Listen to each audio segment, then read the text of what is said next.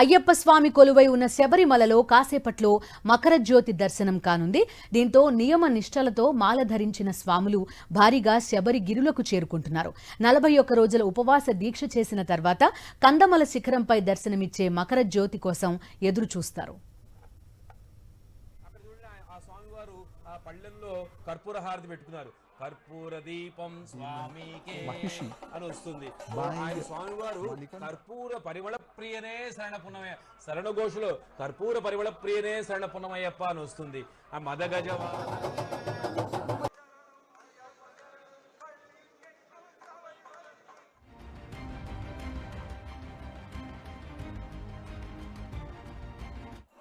going across to the Valya Shastra temple or the big Shastra temple, which is a kilometer away. The difference being that as per belief, the Ambalapura Yogam had visited the Vavar mosque and Sri Vavar has accompanied them to Shabrimala, which means that the Vavar is on his way to Shabrimala along with the Ambalapuram Yogam group.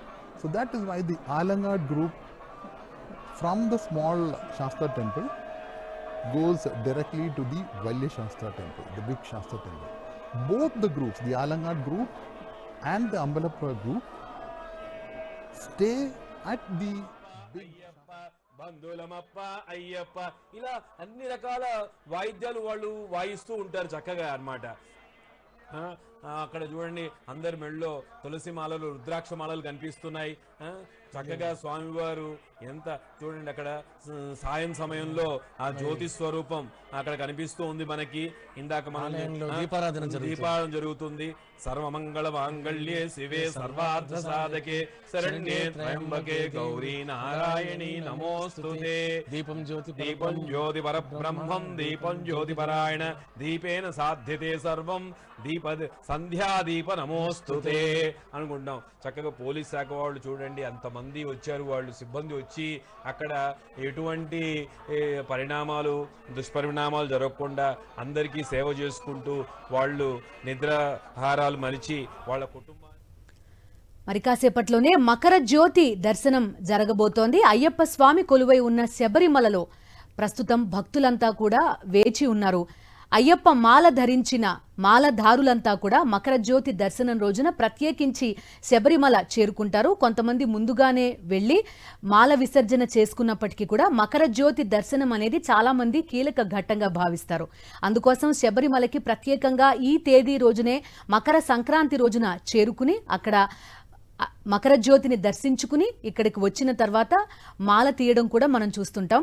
Makar జ్యోతి ఈ యాత్రలో, అదేవిధంగా ఈ దీక్షలో ఒక ప్రత్యేకమైన అంకంగా కూడా చెప్పుకోవచ్చు. నియమ నిష్టలతో మాల ధరించిన స్వాములు భారీగా శబరి గిరులకు చేరుకున్నారు. ప్రస్తుతం ట్రావెన్కోర్ దేవస్థానం చేసిన ఏర్పాట్లు కూడా మనం చూస్తున్నాం.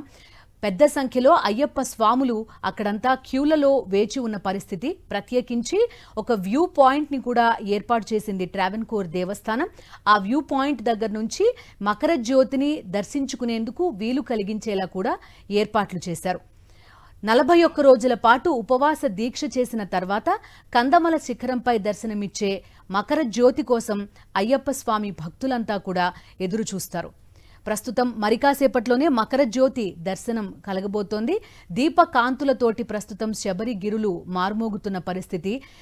సంధ్యా వేళ వచ్చిన తర్వాత కాసేపటికే, చీకటి పడ్డ కాసేపటికే ఈ మకర జ్యోతి దర్శనమిస్తూ ఉంటుంది.